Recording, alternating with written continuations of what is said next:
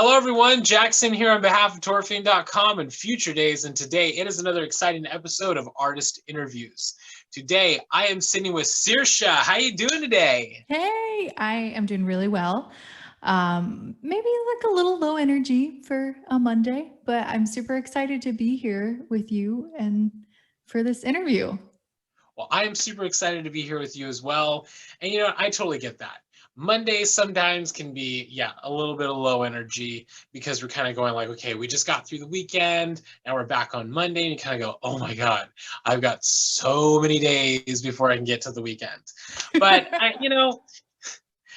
Monday is that always, to me, sometimes, Monday is like that day of rebirth where you kind of go like, okay, well, what do I got to get done? How fast can I get through this week? And how can I make it go by as best as it can be? So, I get that. Some days, Mondays can be, you can drag so much, right? And it's that weather. We were talking this downcast weather. I'll talk about this a little bit today, but I'm definitely a moody, kind of emotional person that's very affected by the weather. I hear you. I hear you.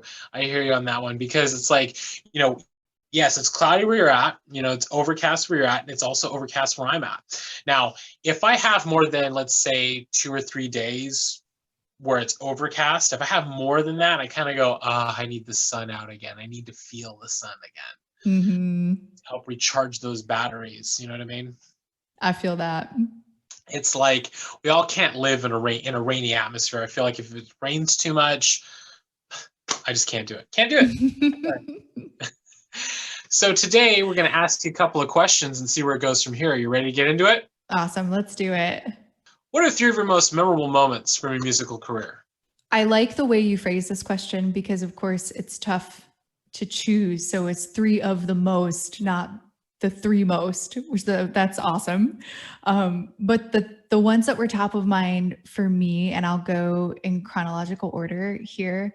The first one is just the moment that I decided to pursue music as a career. It's very, very clear in my mind. I can tell you exactly where I was, what I was doing, and I can still really go back to that feeling that I had. It was one of those sort of lightning strike moments in my life. But I was at a show here in Atlanta. It was Vanessa Carlton, actually, at this venue, Terminal West, one of my favorite venues in town.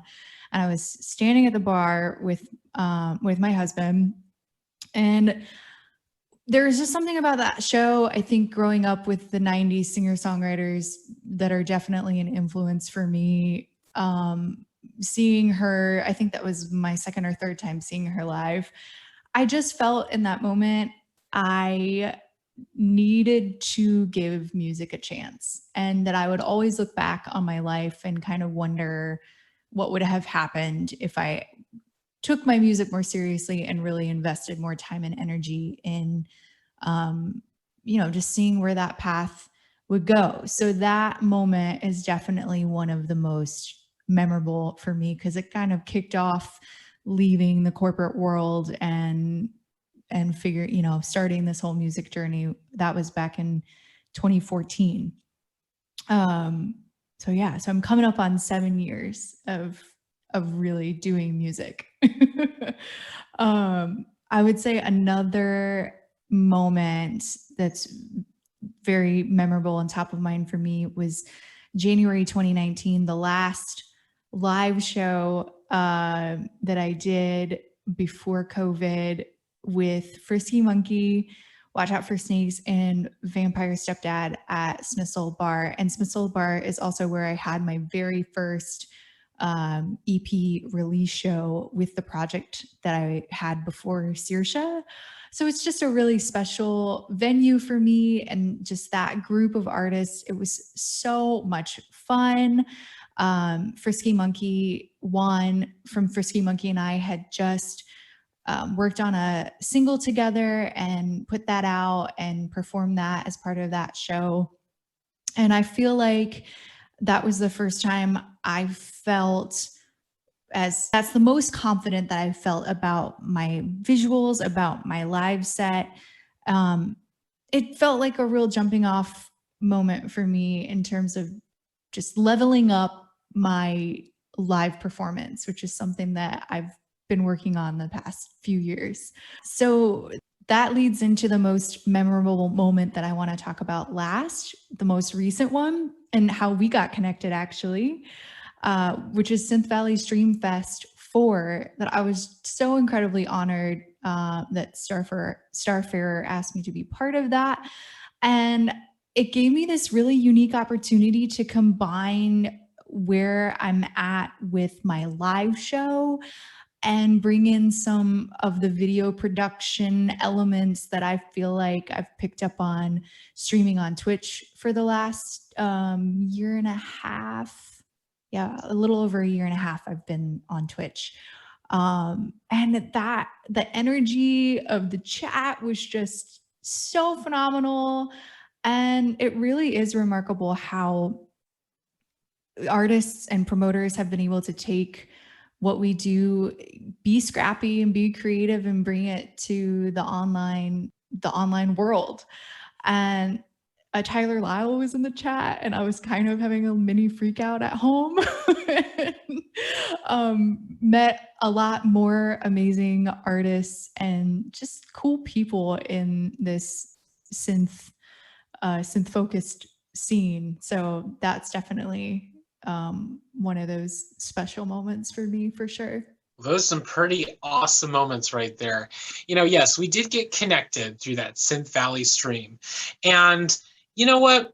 I gotta say, when I was watching that stream, I was checking, because of course I always love to tune into Starfarer's, events, with the Synth Valley people and everything like that. I mean, everything that when they put together these events, it's really so great because you get to bring those artists into people's homes. It's really great because what we were talking about earlier is like you get, over this past year we have managed to adapt, really quickly.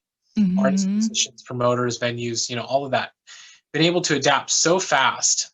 And I remember when I was watching that stream, I was going, I was watching you perform and I go, oh my God, this sound is just really amazing. I just love the sound. It's really hitting me right here, and but I think one of the great things about when I was listening to you is going, okay, well, you have the great production value, of course, it's always really, really great eye-catching visually, you know what I mean? But it was the voice. It was the voice and the music, because the music complements the voice, you know what I mean?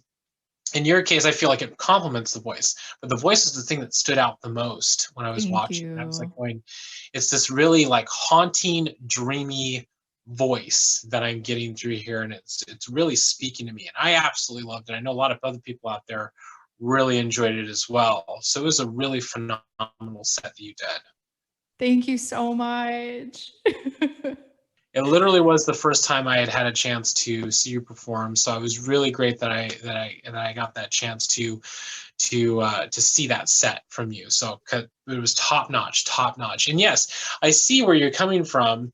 You've had that year and a half to kind of go through and kind of hone those Twitch skills, because for a lot of us, before this happened, before the pandemic happened, a lot of people had never really been on Twitch a lot. I mean, you had those hardcore Twitch streamers.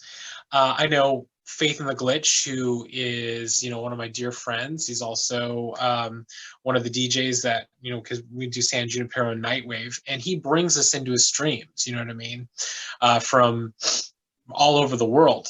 And when we get to DJ, so before this happened, it's like not a lot of people were on there, but he was on there and he was really pushing for it hardcore. So it's really great to see that, like, people like you who were doing this before even all of this was going down. I think it was really great. And it's just helping to build that larger online world to help bring the music to the masses. We have gone from just being able to do this stuff locally to now being able to do it worldwide for everybody to hear. Exactly. And that is one of the things I was thinking about, that Synth Valley set, and how I had hoped to do some touring on the East Coast last year. Obviously had to scrap my plans, but that gave me a chance to reach folks that I maybe wouldn't even have reached if I had toured in 2020. So that was kind of a cool. I'll take that. I'll take that as a pro for a really rough year. Exactly, exactly. You know, I like to kind of think of it as like the reverse tour. You know what I mean? Instead of you going to the people are coming to you. So, I you know love what I that. mean? It's great. It's great. You know, and then also going back to your, you know, earlier memories, you know, like being able to get that inspiration from those singer-songwriters, you know, like being able to kind of say to yourself at that moment in time, this is what I want to do. This is what I actually feel passionate about. I always like to think of it as it's that lightning strike moment where you're Hmm. there watching that artist that you love and that you admire. And then all of a sudden you get hit with that bolt of lightning and it just, that switch just flips in your head and you go, this is what I want to do. This is the thing that I want to contribute to. I want to help build this overall narrative of music and art and creativity and just share it with the world. Hmm. You know, I Hmm. think for a lot of us, we have those moments. You know, and we have those moments. Like some of us have it earlier on, some of us have it later on in life. But we always have those moments with anything that we do creatively. Yep. That resonates with me 100%. What would you say is your favorite music release that you've worked on? I have to say it would be my first Seersha EP.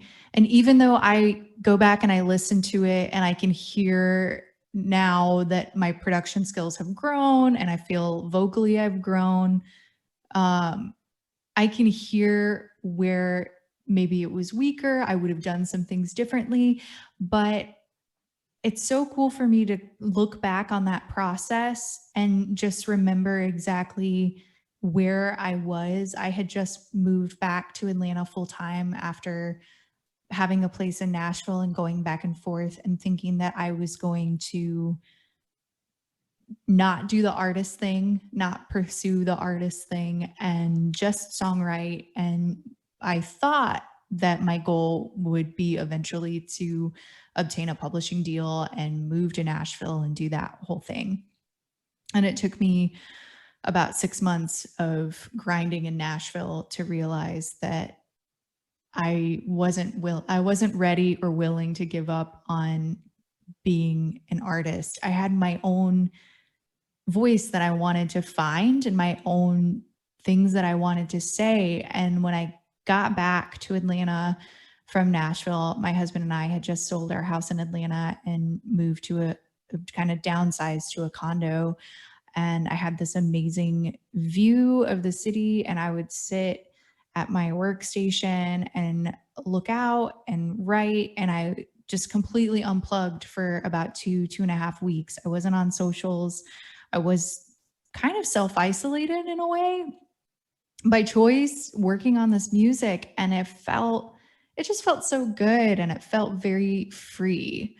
And that's something I really strive to stay in my music. I want my music to stay a very pure form of self expression for me and not have like a pressure to make a certain sound or to write in a certain way, which I felt a lot in those writing rooms in Nashville.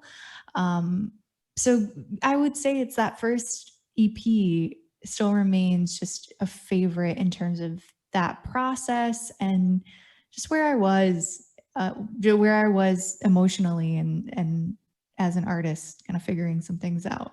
Well, that's great. You know, you have that awakening, if you will. You know, that freeing feeling of kind of just going, this is what I want to say. This is what I want to say inside. I want to share this with the world. Like this is the thing that I want to get out to everybody. Hmm. I think for artists out there, it is important sometimes to just realize, you know, hey, maybe I should unplug from all of the digital noise out there. Just unplug from that and just kind of get back to me, like who I am inside and my heart and what I want to convey. Like what do I Exactly. want to say as a person? You know, and I was, you know, it was funny because the other night I was watching, I don't know if you've seen it. It was it's Eurovision, the Fire Saga story on Mhm. Netflix. And I remember they were saying something really interesting in there. And they were saying it to Rachel McAdams. What do you want to say? Like, what do you want to convey? Like, what do you want to get out? And I always think, as an artist, we get those moments in our lives where we get asked by somebody, hey, what is it that you want to say? Like, what is that thing? Like, you're not writing for anybody else. Take away the fans, take away the production people. Like, who are you writing for? Like, what is that thing inside of you that you want to convey? And, yes, you see an evolution in your sound from the very first EP, from the Seersha EP, all the way to Lie to You. You see this evolution in your sound. And when you go back to the very beginning, yes, you've always kept this dreamy aspect of your music, but the flow changes. You always have this different inspiration for your stuff. From what I've listened to on your catalog of music, it's like your inspirations they change. And I think that's Mm, great because every artist, as we go through life, we kind of go, what influences me now? Because the same yeah. thing that influenced me a year ago is not going to influence me today. So I think it's great to see this evolution of like you going from like, yes, production values. I mean, there's really good production value. Like listening to the first EP, I was like, wow, this is Oh, really good production thanks. value. But as you get to where you are now, epic stuff, epic Thank stuff. you. It always means so much to me when people say, I can tell you've grown. I'm like, that's amazing. Thank you for telling me. That's very validating. And that's the goal, is to just keep growing. So, yeah. So, thank you. Exactly. To keep growing. To everybody out there, if you're an artist and you create music and you're putting it out into the world, always keep growing. You don't have to limit yourself to things. Whatever you feel inside, whatever influences you, put it out there. Like take it and inject it into your music. Whatever you want, get it out there. Because I feel so many people, whatever their medium is, whatever creative medium it is, they do feel sort of limited. Like, well, I've never done things that way before. If I start, or if I start moving into a different sound, or start trying out some different instrumentation, are people still going to like it? Or I think we can get kind of in our heads sometimes as artists. So for me to come back to what this project has been about, which is that freedom of expression, is really key. Yeah. It really is freeing. It really is. I mean, yes, you're right. A lot of us sometimes, as musicians and people who create, we do get stuck in our heads. We go, how is this going to sound? Like, is this going to go over well? Is this going to, but I guess one of the great things that I've talked about with other artists in the past is like, we use this kind of example, Daft Punk, right? They have evolved over the years so much. Their sound has Mm, evolved so much over the years, right? That like the fans that loved their first release are, not the same fans that love their third or fourth release. You know what I mean?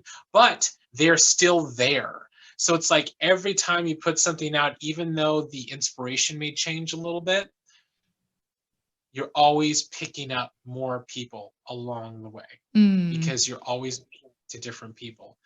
They will continue to follow you because they love the creative aspect. right on. And I doubly love that example, because I'll have to tell you the story of how my husband and I met sometimes, but Daft Punk is a very big part of that. That's So awesome. We'll that's have like to a hear little that. added layer to what I really love about that Daft Punk example. Awesome. We'll have to get into that later on for sure. What was the drive behind getting you into making music and performing? I have written songs since I was about 14, and that really just came out of needing a way to process my emotions. I think I've always been a pretty moody, emotional person, and I've learned to embrace that the older that I've gotten. But really, writing started as just that. It was something that I had to do to work through things. Um, I think as I got older, I realized how music just has this really unique way of connecting people in I find in just a really visceral and real way. And it can be people from completely different walks of life, living in completely different geographies, but you can hear a song and it just speaks to you and that person in a way that connects the two of you. And it's just, I find it kind of magical. Probably sounds kind of cheesy, but I know you love music too. So I'm, I'm sure you have your way of expressing that and understanding that. But yeah, it was like, if I always thought if I have something that I need to express, if there's one person out there that way that I express it, it connects with them, that is so fulfilling to me, even if it's just one person, or even if it's some person in the future, because that's a beautiful thing about art, right? Art doesn't expire. So that, I think, needing to process my own emotions and then wanting to share that expression in the off chance that somebody might connect with that is the main motivators for me for writing, creating, and performing. I totally agree with that. And I feel, it's like music is this universal language. It appeals to everybody. Whether or not you want to add to it, like by creating, whether or not you want to participate just by dancing, just by whatever way that you want to participate in it, you can. And I really feel that same thing too. It's like, as an artist who creates, you kind of go, if this can touch just one person and change their life in some way, or help them through a moment, or just give them something to kind of relax to, then I've done my job. I have done my due diligence. I have done, I have made it happen. Mm-hmm. Because, and you're right, as time progresses, it's like, maybe 2 years from now, a year from, 10 years from now, if somebody finds, my music or your music and goes, hey, this sounds really, really great, I'm going to share this with my friends, or this helped me in some way, and they take it and they enjoy it, then yes, we have done what we have set out to do. Exactly. Yes, we are creating for ourselves, but we are also creating for the people out there to help, and to just help through art, really. Mm-hmm. It's so funny. I feel like it's sort of a catch-22, because I think one of the best ways, and this is my opinion, of course, but I think one of the best ways that we as artists can serve and connect with the people that we're trying to connect with is by being really real with ourselves and in our art. So it's kind of funny. It's like, I will catch myself sometimes being like, well, is this going to be fun for them to listen to? It's like, well, but am I having fun creating it? Because if I'm having fun creating it, there's going to be somebody that's going to resonate with. Exactly. It's like it's a big giant circle, because it's like, as you're creating, you're having fun creating it. People can see that you have fun creating that, and then they want to create as well. Even when people see you performing live, if they see that you're having fun up there, that you're living it, you're breathing it, you're being it, you are inspiring another person to do something that they wouldn't normally do. You're inspiring them to follow a dream that maybe they weren't 100% on. Mm-hmm. And, just the way it's right there, just like you were inspired by those artists, somebody is being inspired by you right now. What are you looking forward to accomplishing the most moving forward?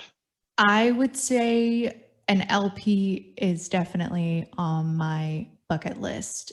And I don't know when a full length will happen for me. And I don't want to put too much pressure on myself about it, because I don't want to put out something just for the sake of putting it out. But I will say that is in my future, and I'm excited for when a full length happens for me.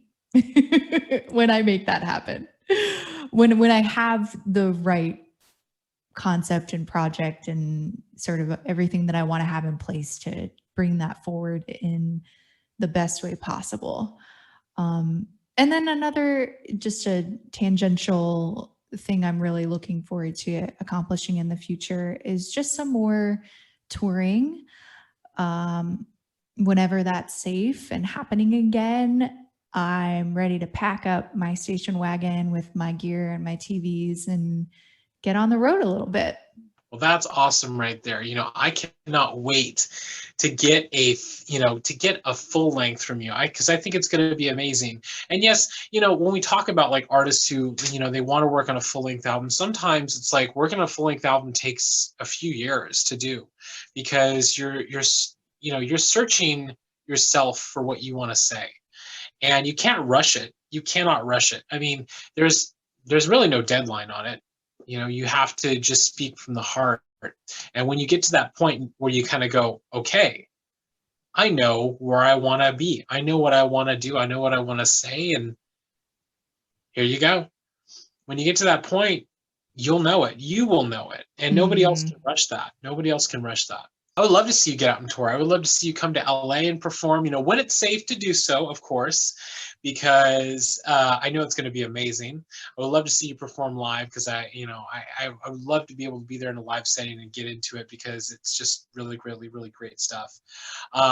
But as we keep continuing through this, and as vaccines are becoming more available and people are starting to really take things serious now, I know we're going to be out of this a lot sooner than we think that we will. I know we will. We'll be back to that very, very soon. So I cannot wait till that happens. What positive message would you give your fans out there? I feel like we sprinkled this throughout, but I want to emphasize that it's never too late to start anything. And I think some people, I actually got this feedback when I was first pursuing music, and there were people that told me it's too late for you, you're too old. And I just think that's so wrong. I don't care if you're 15 or 50 or anywhere in between or out of the margins of that. It is literally never too late to start anything that you're passionate about. And even if you just want to start learning a new skill, just take one step every day and just go for it. I think we live in a time where you can find a YouTube video for pretty much anything and start just dipping your toes in the water and just trying whatever it is that you're passionate about. And then also just keep growing and keep learning. I know I can sometimes get, and I think especially with just this crazy time that we're living through, it's easy to want to go into like a comfort zone. And, I think it's totally fine that if we're in a place, I've kind of been a little bit in like survival mode to some extent in 2020, and I'm ready to get back into just pushing myself and keeping growing personally. And of course, when it comes to creating music, whatever it is that you do, I just think it's so important to keep expanding and growing and learning. You were exactly right. Wise words right here, everybody, from Seersha. Continue to grow, continue to build, continue to expand. As an artist, your music is universal. It's timeless. You don't have to be stuck in a certain style or a certain genre. You can always break out of the mold. You are never too old to start something new. You are never too old to start music. You are never too old to create. Don't let anybody ever tell you that you're too old to do something. Everybody out there, you are not too old. We live in an age now where we can share our music, our art, our creativity with the world out there at any age, in any format, any platform you want to put it out there. You can do it. You really can. There are no gatekeepers anymore. There is no one telling you that you can't do something, because you can. And yes, you can go on YouTube. You can learn how to do something, watch a video for free, get that knowledge, get that free knowledge. I mean, back in the day when I was younger, the only free knowledge we had was either from your parents or going to the encyclopedia. You know what I mean? Or going to the library. But now you have this wealth of knowledge out there, so use it. It's at your fingertips. You can be as creative as you want to be. The only thing holding you back is yourself. So never fear change, never fear creativity, and never fear the future, because you will go some amazing places. So thank you so much for taking this time to sit down today with me, Seersha. Thank you to everybody who tuned in to watch us have this conversation. If you like this video, be sure to like and subscribe to our Fiend YouTube channel, as we have many more awesome artist interviews on the way, just like this one with Seersha. Thank you so much, and I look forward to seeing you again very, very soon. Thank you so much. Thank you, and you have a great rest of your day. So everybody out there, if you haven't checked out Seersha's music, go and check it out right now. You can find her music across all of the online streaming platforms. It's some really great music, really great stuff, really great creativity. You guys are really going to love it. Take it from me. Great stuff.